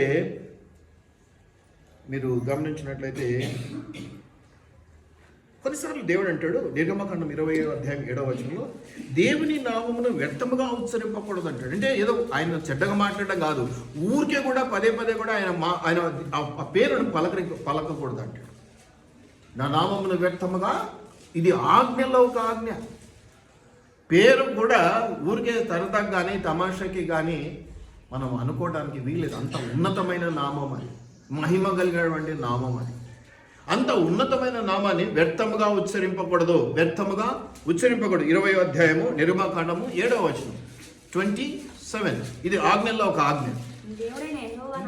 నీ దేవుడైన యెహోవా నామమును వ్యర్థముగా ఉచ్చరించకూడదు, అనకూడదు. అంటే పేరునే ఊరికి అనకూడదు. అంటే నువ్వు ఇట్లాంటి వెకిలి వేషాలు వేసి ఆయన మహిమను శూన్యం చేస్తే, అది 0 చేస్తే, దానిని అవమానకరంగా ఉపయోగిస్తే ఊరుకుంటాడా అండి?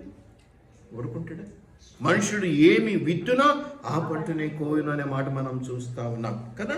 అంతే కాకుండా ఇంకా చాలా ఉన్నాయండి, చాలా ఉన్నాయి. ఎంతగా అలసడి, ఎంతగా ఇబ్బంది, ఎంతగా ప్రజలు నష్టపోయినారో చెప్పనలవి కాదు. మీరు నెట్లో కొట్టుకుంటే మీకు డీటెయిల్స్ మళ్ళీ వచ్చేస్తే పెద్ద డిఫరెన్స్ ఏం లేదు 2023 అంటే. సరే సార్, దేవుడు ఎంత కోపం చూపిస్తాడు సార్ ఇందులో ఈ రోజుల్లో. కొత్త నిబంధన అంటే, క్రొత్త నిబంధన అంటే దేవుడు కనికరం చూపించటం, యేసయ్య అంటే ప్రేమామయుడు, కరుణామయుడు, దయగలిగినటువంటి దేవుడు అనటమే ఎక్కువ వింటూ ఉంటాం. కాబట్టి దేవుడు ఇంత ఉగ్రత అంటే నాకు నమ్మబుద్ధి కావట్లేదు సార్ అని అంటారు. దేవుడు ఒక మాట అన్నాడు, మీరు గమనించినట్లయితే దేవుడు ఒక మాట అంటున్నాడు. ఏమని అంటాడంటే, మార్కు సువార్త 3వ అధ్యాయము 28, 29, 30 మార్కు సువార్త 3వ అధ్యాయము 28, 29, 30 సమస్త పాపములను మనుషులు చేయు.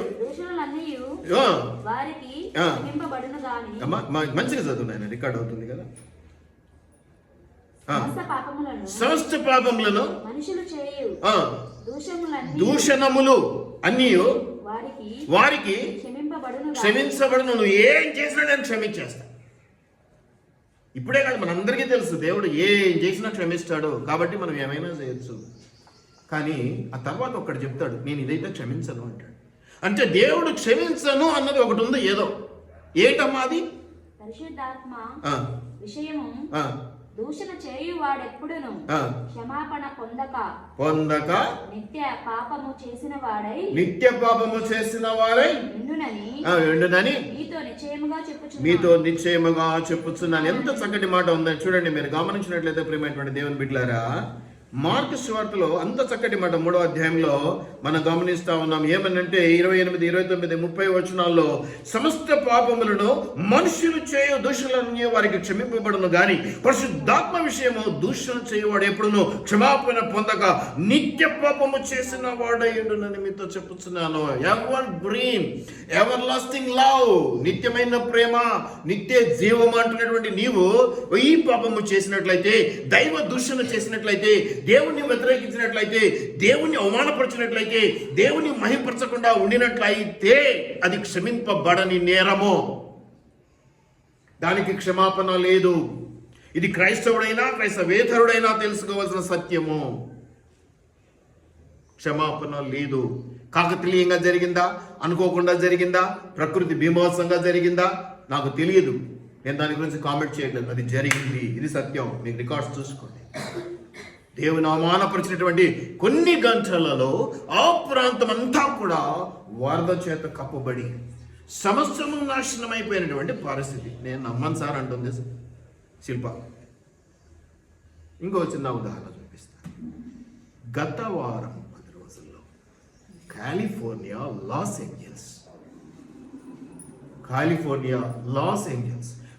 ఏంజల్స్ అంటే బంజారా హిల్స్ లాగా, అంటే అంత సినిమా యాక్టర్లు, డబ్బున్నోళ్ళు, కోటీశ్వర్లు ఉండేటువంటి ప్రాంతం. పెద్ద పెద్దలు, ఎలన్ మస్క్ లాంటి వాళ్ళు కూడా అక్కడే ఉంటారు. ఒక్కొక్కరి ఇళ్ళు 100 కోట్లు, 200 కోట్లు, 500 కోట్లు పెట్టి కట్టించుకున్నారు. మొత్తం ఆ ప్రాంతం అంతా ధనికులే.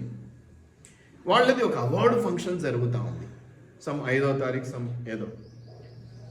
ఈ 5వ తారీఖు అవార్డు ఫంక్షన్ జరిగేటప్పుడు మామూలుగా ఇట్లాగే యాంకర్స్ వస్తారు, చెప్తా ఉంటారు కదా, ఈ ఓటింగులు అవి ఇవి అన్నీ చెప్పుకుంటూ ఉన్నాడు. ఈ మాటల్లో మీరు గమనించినట్లయితే ఒక ఓటింగ్ సిస్టమ్ని వాళ్ళు అరేంజ్ చేస్తే, దేవుడు అంటే జీసస్కి ఎన్ని ఓట్లు, ఎంత నంబర్ వచ్చిందంటే అంతమందిలో 0. ఆ 0 రావడాన్ని బట్టి యాంకర్ ఒక మాట అన్నది,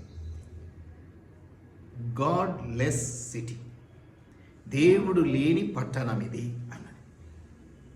అంతేకాదు వాళ్ళు ప్రయత్నం చేస్తున్నారు పేరు మార్చడానికి. లాస్ ఏంజల్స్ని నో గాడ్ సిటీ అని. అది 21వ తారీఖు ట్రంప్ గారు అనౌన్స్ చేయాలి. అది ఒప్పుకోవడం జరిగింది. ఇప్పుడు నో గాడ్ సిటీ అని వాళ్ళే నిర్ణయించుకుంటున్నారు. దానికి తగినట్టే నాటకాలు ఆడారు, దానికి తగినట్టే మాట్లాడారు, తగినట్టే డ్యాన్సులు చేశారు. అంత బాగా జరిగింది. చాలా సంతోషం ఆ రోజంతా కదా. ఒక ఆమెకి మంచి అవార్డు వస్తే అవార్డు పట్టుకొని మనం మామూలుగా ఎవరినైనా చూస్తే నాకు దేవుడు ఇచ్చినాడు అని చెప్పడానికి మనం చూస్తాం. నాకు సాతాను ఇచ్చింది ఇది. ఈ రోజు నుంచి నేను ఏమన్నదంటే ఆమె డార్క్ డెవిల్స్, నేను ఈ రోజు నుంచి డార్క్ డెవిల్స్ని పూజిస్తాను. అంటే ఎవరు డార్క్ డెవిల్స్ అంటే చీకటి దయ్యాలు అని చెప్పింది ఆమె అవార్డు తీసుకొని. ఆండ్రీ ప్లాజా ఆమె పేరు. సో ఎంత బాగా జరిగింది కదా ఫంక్షన్, చాలా బాగా జరిగింది. ఇటువంటివి ఒకటి కాదు, ఆ రోజంతా జరిగింది ఆ ఫంక్షన్. ఎక్కడ కూడా ఎవ్వరు కూడా, ఎందుకంటే అది డబ్బు మదమా గర్వమా, అందం, చాలా అందగత్తెలు ఉంటారు, చాలా డబ్బు కలిగినటువంటి వాళ్ళు ఉంటారు, చాలా పవర్ఫుల్ ఉంటారు. అసలు వాళ్ళ ద్వారా చాలా నడుస్తుంది. ఎందుకంటే డబ్బు ఉన్నోడితో పొలిటీషియన్స్ వాళ్ళంతా లోబడి ఉంటారు కాబట్టి. ఎక్కడైనా భారతదేశంలో కూడా ఉంటారు. చూడండి ఏం జరిగింది. 5వ తారీఖు ఇది జరిగింది. 7వ తారీఖు ఏం జరిగింది? ఎవరైనా రీల్స్ చూసారా? ఏం జరిగింది? ఆకాశము నుంచి చిన్న పిడుగు లాంటిది పడింది. చిన్న పిడుగు లాంటిది ఆకాశము నుంచి చిన్న పిడుగు లాంటిది పడ్డది. ఆ మంటను ఆర్పటం ఎవరి తరము కాలేదు. వేల కోట్ల రూపాయలతో కట్టుకున్నటువంటి ఇళ్ళు సర్వనాశనం అయిపోయింది, బూడిద మిగిలింది, ఏ ఒక్క ఇల్లు మిగలలేదు. చాలా మంది రీల్స్లో ఏదో చర్చి మిగిలింది, ఎవరో విశ్వాసీలు మిగిలి, అవి సహజమండి, అవి సహజం. 100లో 1 దేవుని నమ్మినటువంటి వారు కావచ్చు, లేదా దేవుడే కృప చూపించి వదిలేసినవి కావచ్చు. కానీ అంతమంది పెద్ద పెద్ద సినిమా ఎలాన్ మస్క్ గారి ఇల్లు కూడా కలిపోయింది. ఒక్కొక్క ఇల్లు 100 కోట్ల రూపాయల ఖరీదుతో ఉన్నటువంటి ఏ ఒక్కటి మిగలేదు, సర్వం నాశనం. 7వ తారీఖు జరుగుతాయి, 8వ తారీఖు నుంచి అందరూ క్షమాపణ క్షమాపణ క్షమాపణ. ఎవరు వింటారు? మాట అనే ముందు కదా, అది కూడా ఎవరు మనుషుల మీద కాదు కదా, దేవుని మీద నువ్వు జోక్ చేస్తున్నప్పుడు 10 సార్లు ఆలోచన చేయాలి కదా. మనుషులు అంటే ఏమలే, నాకు ఇష్టమైన వాళ్ళు అయితే ఒక రకంగా రిసీవ్ చేసుకుంటా, ఇష్టం లేని వాళ్ళు ఇంకో కొంచెం కోపగించుకోవడం ఏదో చేస్తాం. మీరు ఇప్పటికీ కూడా ఇంకా కొంత నడుస్తున్నది, ఇంకా ఎంత ఆరిపోయారు. ఎన్ని రకాలుగా హెలికాప్టర్స్తో నీళ్ళు తీసుకొచ్చారు, ఇంకేవో తీసుకొచ్చారు, ఎక్కడ కూడా మంచు ఆపివేయబడలేదు. ఎప్పుడు 5వ తారీఖు జరిగిన దానికి 7 నుంచి 7, 8 కదనైనా మొదలైంది విధ్వంసం. దేవునితో పెట్టుకోకండి. అది దేవుడు ఉగ్రతతో చేస్తున్నాడా, కాకతీయంగా జరిగిందా? మరి అన్ని చోట్ల అనుకోకుండా ఎట్లా జరుగుతుందండి? ఆడ వరదలు రావటం ఏంటి, ఇది రావటం ఏంటి, ఎందుకు జరుగుతాయి? దేవుడు మహిమ గల దేవుడు. నీ ఇష్టారాజ్యంగా చర్చికి వచ్చి కూర్చొని ఆడుకొని పడుకొని పోతానంటే మాట వినే దేవుడు కాదు. బాధ్యత తీసుకోవాలి, భారంతో ఉండాలి, దేవుని కొరకు నిలబడాలి. నాకు అవసరము అంటే అవసరానికి వచ్చిపోతే దేవుడు నీకు ఏదో లాకర్లో పెట్టి నీ ఏటీఎం కార్డు లాగా డ్రా చేసుకొని పోవడానికి ఉపయోగించుకుంటే ఉపయోగపడే దేవుడు కాదు.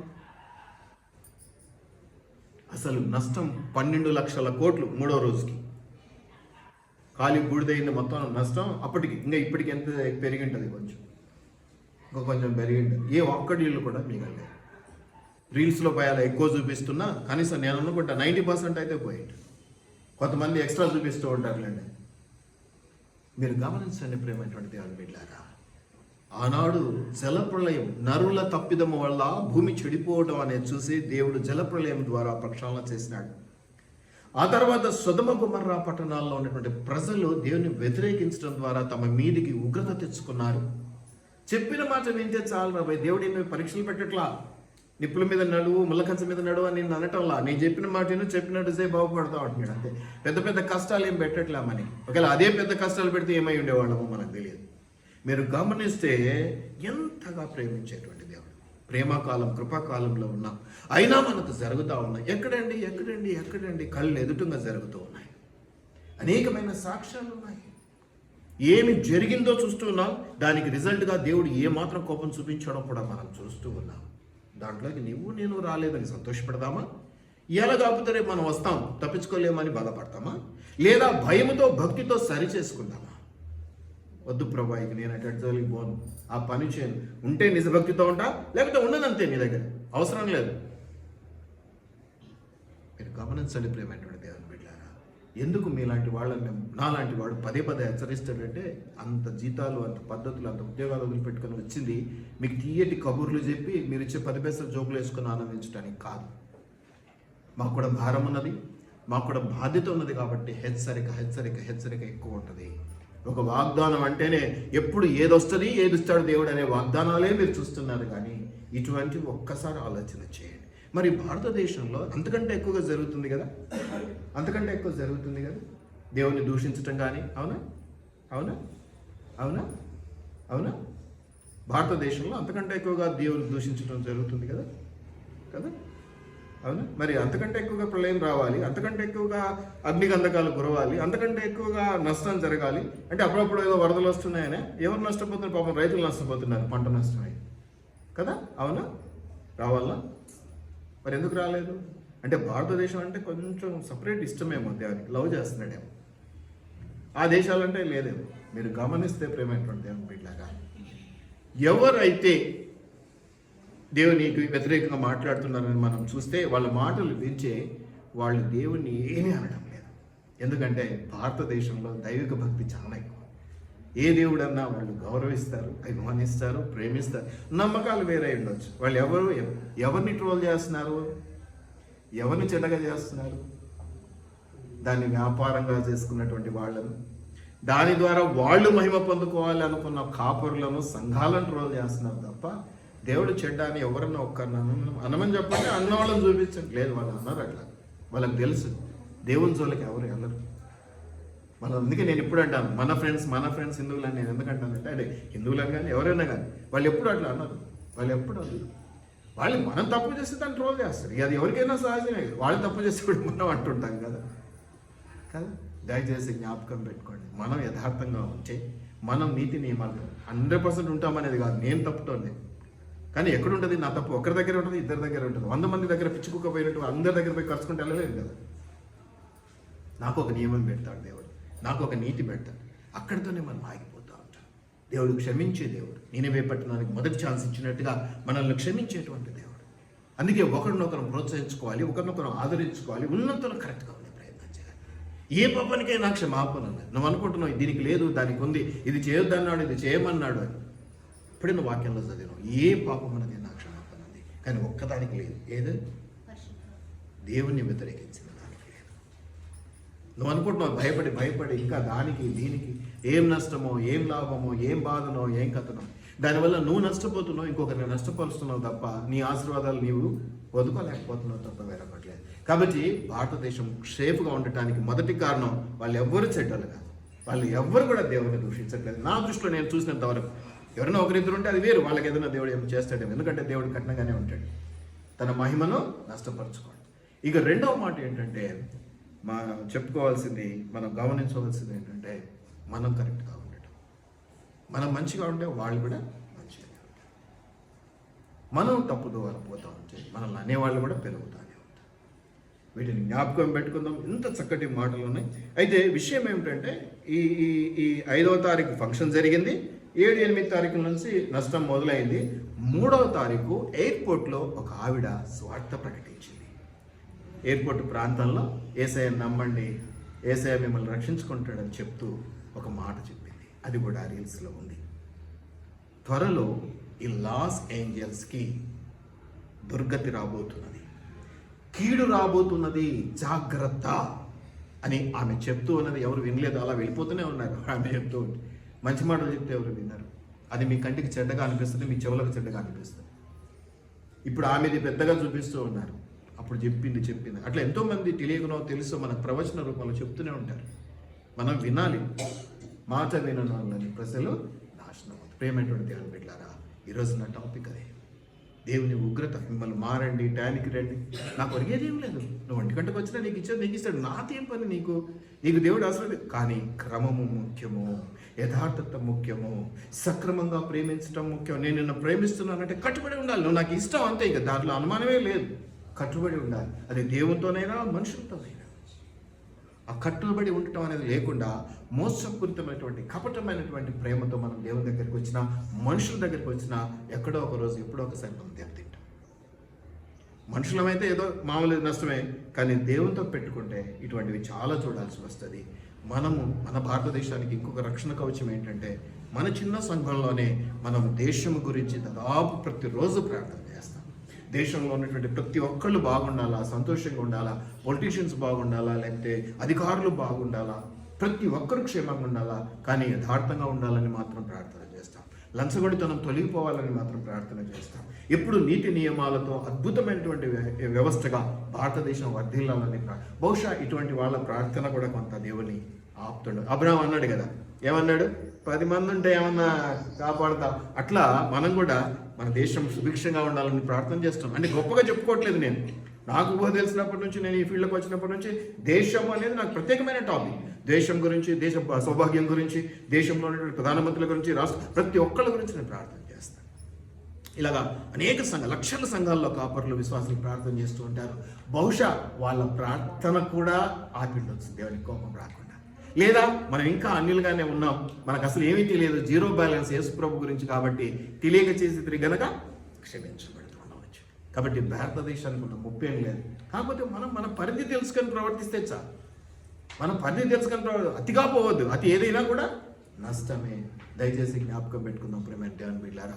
మీరు నెట్లో ఇప్పుడు రీసెంట్గా వచ్చేవి చాలా ఉన్నాయి, ప్లీజ్ మీరు చూడొచ్చు.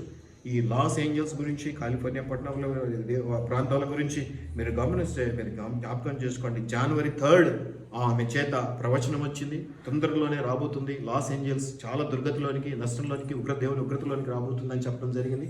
5వ తారీఖు ఫంక్షన్ జరిగింది. ఈ ఫంక్షన్లోనేమో చాలా హీనంగా యేసు ప్రభువును అవమానించటం, దేవుని అవమానించటం. ఇప్పుడు వాళ్ళంతా కూడా క్రిస్టియన్స్, అంతే కదా, ప్రభుని ఎరిగినటువంటి వాళ్ళు. ఇక్కడంటే తెలియని వాళ్ళు కాబట్టి 4 మాటలు అన్నా కూడా ఆయనకి తెలియదబ్బా, మన సబ్జెక్ట్ ఏం చెప్తాం తెలియని వాడికి, సరే రాన్నా సర్దుకుందాం కోపం ఎందుకని కలుపుకుంటాం. అక్కడ అట్లా కాదు కదా, తెలిసి చేస్తున్నారు కాబట్టి శిక్ష పెద్దదిగా ఉంది. మనం అటువంటి వాటి నుంచి బయటపడదాం, నిజంగా ప్రేమిద్దాం, నిజమైన పద్ధతుల్లో నడుచుకుందాం. ఏదో నా అవసరం కోసం, నా ఆపత్తి కోసం వద్దండి. నువ్వు ఇంటికాడ ఉండడం చూసుకున్న దేవుడు ఇస్తాడు, ఇచ్చేదండి. కానీ నువ్వు క్రమశిక్షణతో దేవుని యొక్క ఏమంటాడు, మంచి సైనికుడుగా, మంచి సోల్జర్గా కదా. నువ్వు టీంలో చేరి నేను నిద్రపోయే సోల్జర్గా ఉంటే కుదరదు కదా. మంచిగా తినాలి, మంచిగా యుద్ధం వచ్చినప్పుడు రెడీ దేవుని పక్షాన యుద్ధం చేయాలి. మంచి సైనికుడు, మంచి సోల్జర్గా ఉంటే నీకు మంచి జరుగుతుంది. అలాగ మనం బ్రతికేదానికి ప్రయత్నం చేద్దాం. నా మందిరము ప్రార్థనా మందిరం అనబడిందని మత్తయి సువార్త 21:13 నా మందిరము ప్రార్థనా మందిరం. మన మందిరాన్ని ప్రార్థనా మందిరం అనుకున్నాం. ఇక్కడ జరిగే ప్రార్థనలు ప్రభు వింటాడని మనం ఆలోచన చేద్దాం. వింటున్నాడు, వినకపోవటం ఏంటి, వింటున్నాడు. కానీ దానికి తగినట్టుగా నువ్వు ఉన్నావా, దానికి తగినట్టుగా నువ్వు ఉంటున్నావా? ఏదైనా సరే మనం జ్ఞాపకం చేసుకుందాం. దేవునిలో ఉండటానికి ప్రయత్నం చేద్దాం. దేవునిలో ఉండకుండా నువ్వు ఇష్టారాజ్యంగా చేస్తే ఇటువంటి ఉగ్రతకు నువ్వు ఛాన్స్ ఇచ్చినట్టు అవుతుంది. ప్రతి ఆదివారం ప్రభు దినం 10 నిమిషాలు, పావు గంట, అర్ధగంట నువ్వు ప్రభు కొరకు. ఆలస్యం చేయటం తప్పని అంటూ ఉంటాం, కానీ ఇళ్లలో పనిచేసుకునే వాళ్ళ గురించి మాకు తెలుసు, వాళ్ళు ఆలస్యంగానే వస్తారు. అలాగని అందరికీ అదే రూల్ చెప్పలేం కదా. కానీ మీరు రాకపోవచ్చు, మీ ఇంటి దగ్గర మీ పిల్లలు, మీ భర్త ఖాళీగానే ఉంటాడు, ఆయన రావడానికి ఏమైంది? భార్యాభర్తలు ఇద్దరు కలిసి వస్తేనేనా, ఇద్దరు కలిసి 1 గంట కలిసి వచ్చే బదులు ఒకళ్ళు ఖాళీగా ఉన్న వాళ్ళు 10 గంటలకు స్టార్టింగ్ వచ్చేస్తే అయిపోయాయి కదా. ఎందుకు ఈ ఆలోచన మీకు రావట్లేదో తెలియట్లేదు. ఒక కన్ను నిన్ను అభ్యంతరపరిచిన ఎడల ఆ కన్ను పెట్టుకోమన్నాడు, తీసేయమన్నాడు. నీ భర్త వల్ల నీకు ఆలస్యం అవుతుందంటే నీ భర్తను పక్కన పడేసి నువ్వు వచ్చేయి. నీ భార్య వల్ల నీకు ఆలస్యం అవుతుందంటే నీ భార్యను పక్కన పడేసి నువ్వు వచ్చేసి. దేవుని మహిమపరచడంలో మొట్టమొదటి మెట్టు ప్రతి ఆదివారం సంఘానికి రావటము, సమయానికి రావటం. ఇది కూడా మెట్టే. 10 గంటలకు మనం అనుకుంటే 10:30కు వచ్చే వాళ్ళు కూడా తప్పు చేసిన వాళ్ళు. ఇంత కఠినంగా ఉంటాడు దేవుడు. మాకు తెలుసు, ప్రార్థన చేసేటప్పుడు వణుకొస్తూ ఉంటాను. దయచేసి జ్ఞాపకం పెట్టుకుని అట్టి ఉగ్రతల జోలి మనకొద్దు. క్రమశిక్షణతో ఉందాం, దేవుని ప్రేమిద్దాం. మన దేశం క్షేమంగా ఉండే ప్రార్థనలతో మనము మన సంఘాల్లో ప్రార్థన చేసుకుందాం, కూడి ప్రార్థన చేసుకుందాం, సమూహంగా ప్రార్థన చేసుకుందాం. చిన్న మంద భయపడకూడి అన్నాడు దేవుడు. దయచేసి ప్రార్థన చేసుకుందాం. ప్రభువా నీకు వందనాలు, తండ్రి నీకు వందనాలు, నా రాజా నా రక్షగా నీకు వందనాలు.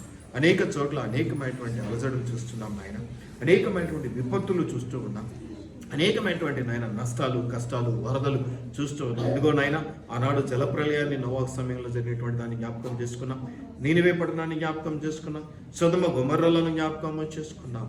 తండ్రి మమ్మల్ని క్షమించు నాయన. ఏదైనా నిన్ను అవమానకరంగా, అవహేళనగా చూస్తూ మాట్లాడినట్లయితే, నిన్ను ఆ విధంగా మహిమపరచలేని స్థితిలో మేము ఉన్నట్లయితే మమ్మల్ని క్షమించండి. చక్కటి ప్రణాళిక, చక్కటి నిబద్ధత, చక్కటి భాగ్యం మాకు ఇచ్చి సహాయం చేయమని నజరుడైన యేసయ్య అతి పరిశుద్ధ నామములో అడిగి వేడుకొని ప్రార్థిస్తూ ఉన్నాము.